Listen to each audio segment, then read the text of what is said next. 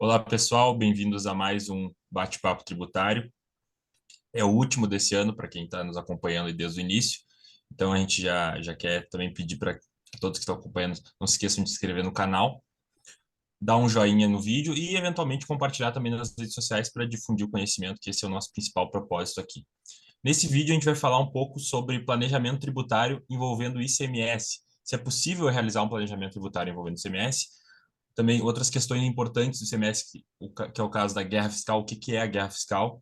O que que a lei complementar, que foi promulgada lá em 2017, lei complementar 160, tem de importante em relação à guerra fiscal do ICMS?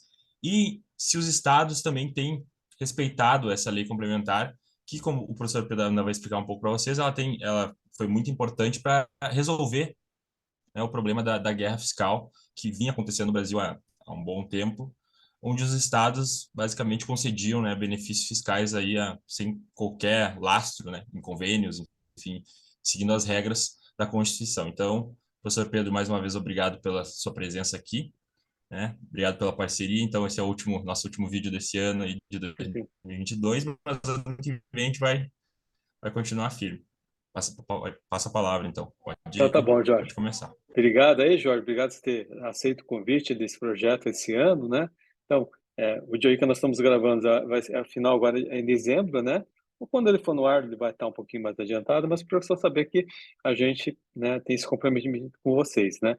E hoje a gente vai falar da questão de planejamento tributário envolvendo ICMS, né? Para quem não sabe, ICMS é um imposto estadual, né? Ele incide sobre circulação de mercadorias ou serviços de transporte ou telecomunicações, no caso, se for interestadual, né? Então, ele é um tributo estadual. Então, esse é o detalhe, né? Até hoje nós falamos muito da questão federal, que é envolvendo imposto de renda, contribuição social, PIS/COFINS, né? O último vídeo falando do ISS, que é um tributo municipal, e hoje a gente vai falar do ICMS, que também é um tributo importante. Então, é possível fazer planejamento tributário envolvendo ICMS? É possível. Por quê? Como é em tributo estadual, qualquer redução de alíquota que você consiga, seja 1%, 2%, 5%, isso reflete diretamente no preço do produto. Então, por isso que você consegue encontrar, né, algumas empresas vendendo produtos mais baratos, porque eles têm esse tipo de incentivo fiscal que é estadual. Então, o que que as empresas procuram e buscam?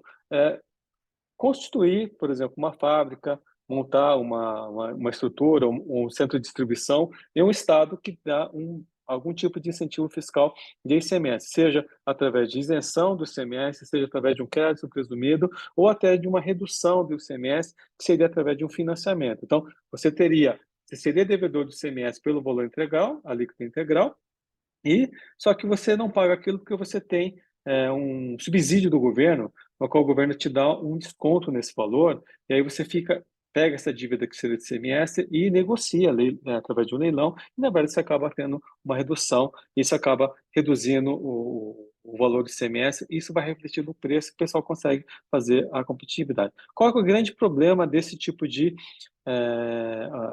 operação? Porque normalmente você vai vender não dentro do seu estado, se você vender dentro do próprio estado, não tem problema, porque o próprio estado desconcede, não vai te questionar, glosar esse crédito. É quando você vende interestadual, que é o grande problema. Então, geralmente o grande mercado está onde? Está no sul ou está no sudeste, né? Que é onde você vende maior concentração de vendas. Então, o pessoal vai vender, né? Para São Paulo, por exemplo, e aí o estado de São Paulo, o que que ele faz? Ele sabe que esse incentivo, essa empresa vendeu, tem um incentivo fiscal estadual, por exemplo, no Nordeste, por exemplo, e vai querer glosar esse crédito. Por quê? Qual que é a regra? Né? Para você poder ter direito a esse incentivo fiscal, o Estado respeite, ele tem que estar aprovado no CONFAS. O que é o CONFAS? É o Conselho Fazendário.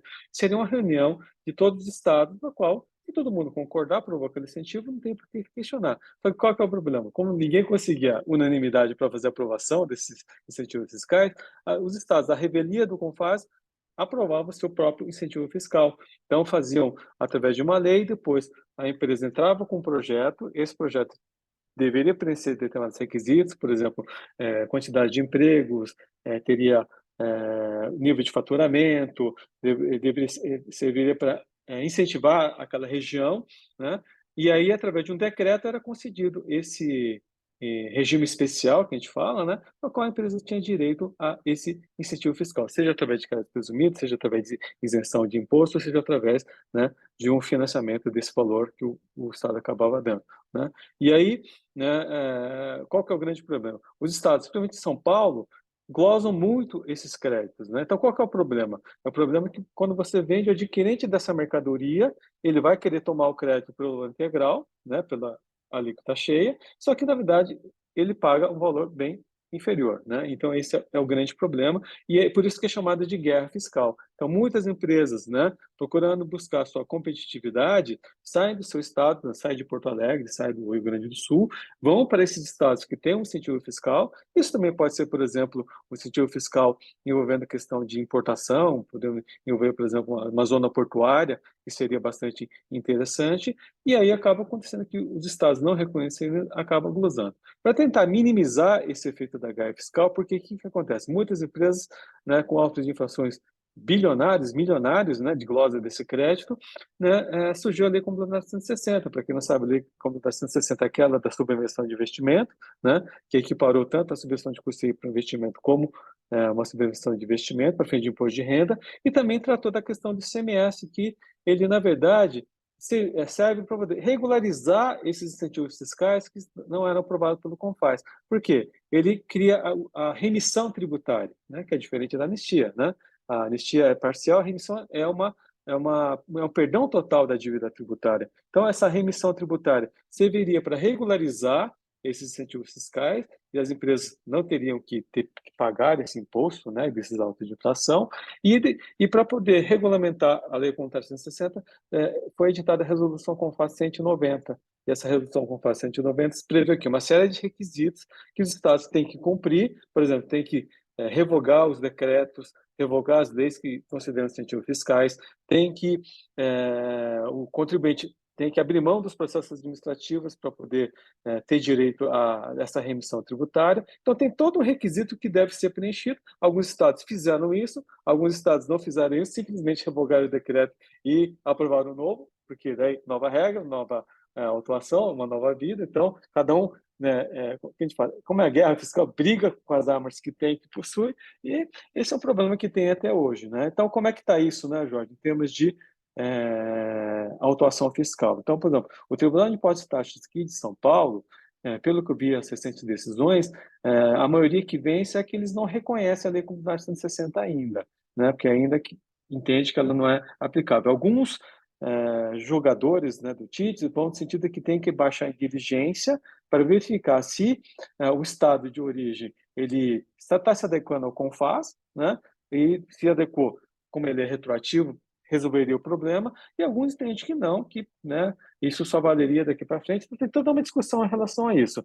A gente sabe que o Supremo Tribunal Federal tem uma ação, né, uma armadilha em relação a isso, inclusive o ministro Gilmar Mendes tem um voto dizendo que o crédito tem que ser se tornado proporcionalmente, né, ao benefício, que faz uma lógica, né, porque você não pagou efetivamente aquele valor. Então, eu que, né, adquiri a mercadoria de um estado, que eu sei que a empresa tem um incentivo fiscal, né, a empresa não pagou, por exemplo, 7% ou 12% da alíquota interestadual, pagou 1%, pagou 2%. Então, eu não posso me creditar do valor integral. Então, tem toda uma discussão em relação a isso. Então, é possível? É possível. Só que o que o empresário tem que estar bem ciente, né? Que existe o risco-benefício. Você vai repassar isso no preço, só que o adquirente dessa mercadoria, ela pode ter um problema, ela pode ter uma autuação fiscal que ainda, apesar da Lei Complementar 160, não está resolvido, né? Porque tem muitas discussões, porque o Confas ainda não conseguiu resolver todas as questões, os estados entraram com o processo, os processos ainda estão sob análise.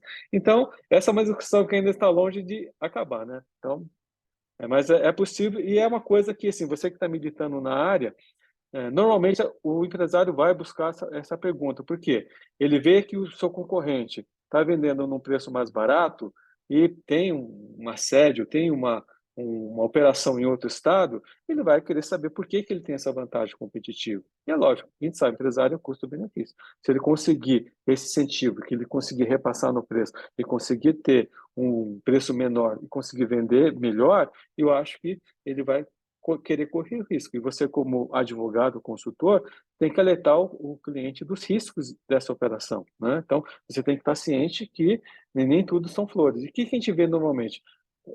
O cliente consulta a gente depois, né, Jorge? Depois que vem a auto de infração, depois que vem o problema. Porque ele vai lá no estado de origem, conversa com o secretário da Fazenda, conversa com o prefeito, conversa até com o governador, é recebido de tapete vermelho, né? Porque o município que geralmente recebe o investimento, você vê o caso das montadoras, né? Se foram para o Nordeste, a Ford, por exemplo, né? A Fiat foi para Minas. E foi por quê? Porque o Estado estendeu o tapete vermelho, deu terreno, deu isenção de ISS, isenção, deu redução de ICMS, né? Porque há um interesse do Estado, porque não é só a questão do tributo, porque aquilo gera emprego, aquilo politicamente falando é interessante para aquele político, né? Então, tudo isso tem que ser levado em consideração. Nem tudo são flores.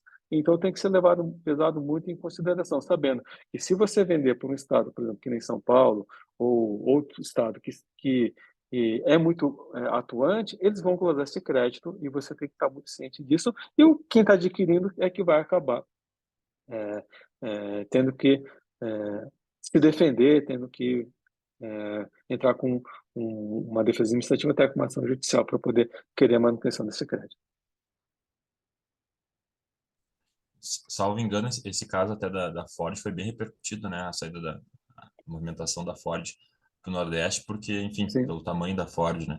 Mas é para a gente notar como o incentivo fiscal faz diferença para o empresário, né?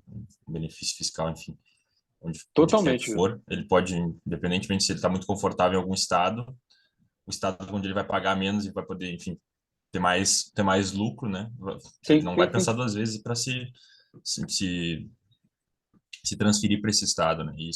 E essa questão da guerra fiscal sobre o ponto de vista da igualdade entre os estados também, né? Colocava em risco, querendo ou não, o próprio pacto federativo, porque, e, enfim, os estados eles não podem, né? E era uma confusão mesmo, eram vários estados concedendo benefícios a rodo sem qualquer lastro, né? Em razão da questão da unanimidade no CONFAS, né? E essa lei complementar ela veio para dizer que os estados deveriam, né, entre outras coisas, para convalidar esses benefícios aí para regularizar essa questão, porque realmente era caótica. Se a gente for ver até vários livros, né, anteriores a essa lei, vários sempre traziam artigos sobre a guerra fiscal, porque era realmente uma confusão, né, e era sim, muito pertinente a discussão. Então, eu tenho vários artigos aqui daquela série Grandes Questões Atuais do Direito Tributário, e vários artigos são sobre guerra fiscal, né, enfim, diversos autores. Então, essa era uma questão muito relevante mesmo. E também tem obras específicas sobre isso, né? Sobre a guerra tem, fiscal, tem, sobre a lei tem, tem, complementar. tem. E, e, Então, é um e tema bem outra, interessante para quem é trabalha com interessante. ICMS. Isso. E outra coisa também, né, Jorge? O ICMS não é só isso, né? Eu acho que, por exemplo, outra coisa que tem que ser analisada, por exemplo, vamos imaginar que a empresa importa a mercadoria. Quando você importa, tem que pagar o ICMS. Aí, quando você vende, tem que dar saída. Aí, você tem o crédito, e às vezes a sua saída é não tributada. Então, como é que você vai fazer com o imposto que você tem na origem e você não vai poder compensar na saída? Você vai acumular aqui crédito e sabe que existem limitações para você ter o aproveitamento desse crédito, né? Então, você só pode negociar, por exemplo, com a empresa de energia elétrica, mas a gente sabe que existe toda uma problemática para isso, não é fácil você conseguir fazer essa transferência desse crédito para terceiros, os estados limitam. Ah, mas pode até utilizar com o fornecedor, mas o volume de cada vez é tão grande, você não consegue usar. E aí, o que se faz? Procura-se um regime especial. Né? O que é um regime especial? Você negociar com o Estado uma maneira de, por exemplo, não ter o recolhimento de ICMS na entrada, já que você não vai ter na saída. Então, você demonstrando para o Estado que, na verdade, você vai ter você é credor de ICMS e o Estado vai ter que pagar isso de uma maneira, né? Você poderia conseguir esse regime especial para poder ter uma simplificação na sua arrecadação tributária, né? Isso é muito comum isso acontecer. Só que às vezes as pessoas não sabem disso. Por quê? Existe um universo meio restrito de consultoria que só fazem esse tipo de trabalho, né? E aí, né, até de ex-fiscais, ex-representantes da Fazenda, que vendem essa facilidade. Só que, assim, não é uma coisa assim, né, que é muito complicada, né? Dá um trabalho, porque tem que conhecer a legislação, né? Você tem que ser recebido lá pelo representante do Estado e demonstrar que isso é interessante para o Estado. Então, tem várias questões, né? E assim como questão de ex-tarifário para poder reduzir a alíquota de ICMS na importação. Então, tem várias questões envolvendo ICMS que aquilo que a gente falou, né? E tem falado, né, Jorge? Você se especializando, você acaba achando um nicho de mercado que você acaba podendo desenvolver na sua profissão. Então, mais uma vez, tem que estudar, tem que conhecer a legislação e tem que conhecer a matéria para poder atuar bem nessa área, né? Tinha uma questão também que era interessante de planejamento tributário no ICMS, era aquela questão quando tinha transferência entre estabelecimentos do mesmo contribuinte, lembra? Só que daí, claro, Isso. teve a decisão do Supremo que julgou, né, inconstitucional o ICMS entre a transferência entre estabelecimentos do mesmo contribuinte. Mas essa era uma hipótese também que os empresários faziam, né, um planejamento tributário dentro do ICMS para aproveitar os créditos. Então, era uma operação bem complexa, até eu lembro que eu tive uma aula sobre isso. Mas né, isso foi resolvido em razão, né, do Supremo julgar inconstitucional essa incidência do ICMS em razão de não haver circulação jurídica, porque de fato não há, né, não há transferência de Sim, propriedade sim, se o sim. estabelecimento é do mesmo contribuinte. Sim, sim, sim, sim. Mas, então, é interessante esse vídeo para as pessoas notarem que a gente pode ter planejamento tributário não só em tributos federais, né? A gente tem, não só no IRPJ, a gente Sim, tem sim, sim. planejamento tributário em ICMS, ISS, até em, sei lá, ITBI, né? Pode, Sim, sim. TBI também. Então, TCMD, tudo tem planejamento tributário, né? Não é só no IRPJ, que a gente, claro, os casos grandes, né? Os casos mais relevantes que a gente sabe que vão parar lá, que são noticiados no CARF e tudo mais, né? No Sim, Jota, sim. Sim, decisões sim, de CARF sim. são de IRPJ, mas a gente tem planejamentos tributários envolvendo outros tributos e que também dão, né, tem um resultado bem significativo para os empresários. Então, Verdade. para quem quiser se especializar, não vai achar, ah, vou trabalhar com CMS, não vou trabalhar com planejamento tributário. Pode sim se preparar Até, que até vai no trabalhar simples, com né, isso. Jorge? Exatamente. Até no simples nacional é possível, porque o que a gente tem verificado, né? Uma vez eu fui dar uma palestra, Jorge, para representantes de uma empresa farmacêutica aqui de São Paulo. Então, eu viajei, eu acho que mais de 15 estados dando essa palestra, junto com um consultor financeiro, que justamente falando, né? Por exemplo, a maioria desses representantes estavam no Simples Nacional, só que você demonstrava para eles que o Simples não era vantagem para ele, por quê? Porque como ele tinha substituição tributária na maioria dos produtos, né? E no Simples você recolhe uma coisa só, né? Você não aproveitava, por exemplo, esse benefício do ICMS, benefício do PIS/COFINS. Para ele seria muito mais vantajoso estar no lucro real, né? Ou até no lucro presumido, do que está no Simples Nacional. E aí, na hora que você mostrava isso através de simulações que o consultor financeiro que fazia, muitos olhavam para a gente e falavam, nossa, eu não sabia, meu contador não me alertou desse fato. E aí explicava o porquê, né, aquela coisa toda. E aí teria que realmente fazer uma análise, umas simulações, né, de o que seria mais vantajoso. E a falta de conhecimento, né, porque às vezes a pessoa está lá, acha que o Simples é a melhor coisa do mundo, e às vezes não é. E aí tem que verificar. E semana passada mesmo, um colega meu que era contador veio, né, querendo fazer, vamos fazer uma holding controlando 7 empresas no Simples. Não dá para fazer, porque primeiro holding é pessoa jurídica não pode ser sócia do Simples. É uma coisa básica, então você tem que tomar cuidado. Então, tem que fazer uma outra estrutura para poder fazer isso. Nada impede que o sócio pessoa física tenha mais de uma empresa no Simples, só que uma empresa, uma sociedade não pode ser controlada assim. Então, são coisas que parecem para a gente, às vezes, até simples demais, até fácil, mas o pessoal não tem esse conhecimento. Então, ter o conhecimento é fundamental para você poder verificar se aquilo se adequa para a situação fática que você está analisando, né? Que é outra questão que às vezes o pessoal muitos perguntam, né, Jorge? E aquela questão do planejamento tributário de prateleira, né? Ou seja, pegar as teses tributárias, planejamento tributário, é uma das formas, mas não é só isso, né? Tem outras coisas de fazer. Geralmente, quando a gente começa, a gente vai para isso que é um caminho mais fácil, né? Mas assim, na verdade, são coisas muito mais sofisticadas que a gente pode fazer desde que você tenha o conhecimento. Eu acho que a gente vai falar no outro vídeo sobre isso, né? A questão Sim, das teses no planejamento tributário. Mas é interessante, o pessoal do Simples geralmente quer fazer aquela coisa de segregar atividade, né? A empresa, vamos botar uma outra empresa aqui no Simples para não ultrapassar o limite, mas a gente sabe que é tudo a mesma coisa, né? E, claro, se a autuação vier, não tem muito o que fazer, né? Mas sim, esses contribuintes do Simples, geralmente eles acreditam que isso não vai acontecer e por isso, né, botam 5 empresas no Simples, se duvidar o sócio lá tudo mesmo, né?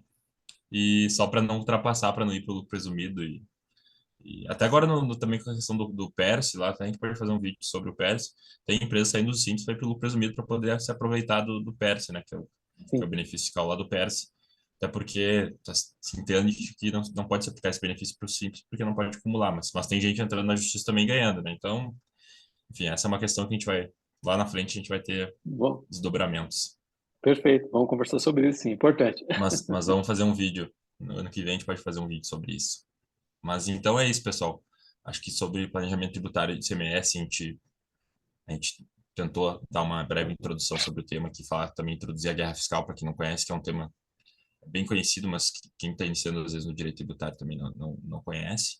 E tem outros temas aí que a gente vai tratar mais para frente também, envolvendo outros tributos, não só no IRPJ, né, e os tributos federais. Mas então não se esqueçam de dar um joinha aí no vídeo, quem gostou, compartilhar, se inscrever no canal do professor Pedro Anano, Contabilidade para Advogados. E é isso, muito obrigado. Muito obrigado, professor, pela presença. Até Eu o que agradeço, próximo Jorge. vídeo. Obrigado e até a próxima, gente. Até mais. Tchau, tchau.